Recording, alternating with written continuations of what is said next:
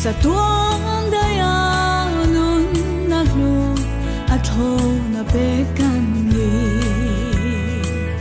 rong ro puite aralang at swayang amoy na ne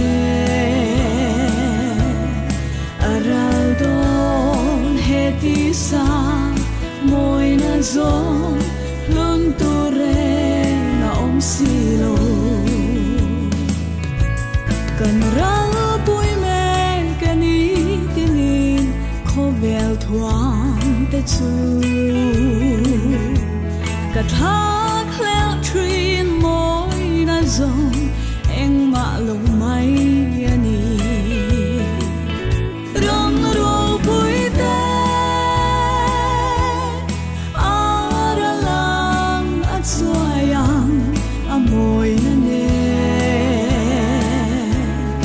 aral don heti sa moy na zong lung ture na silo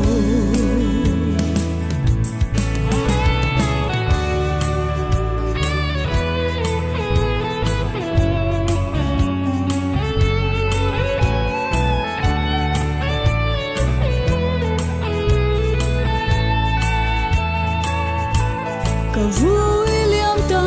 ka kho vel thuam siam tu pathian ta eng dang reng ka lung kham lo kho vel moi na zong po rong ro pui te aralang at swayang amoy na ne aral don heti sa moy na zong lung ture na silo aral don heti sa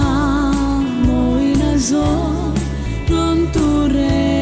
na silo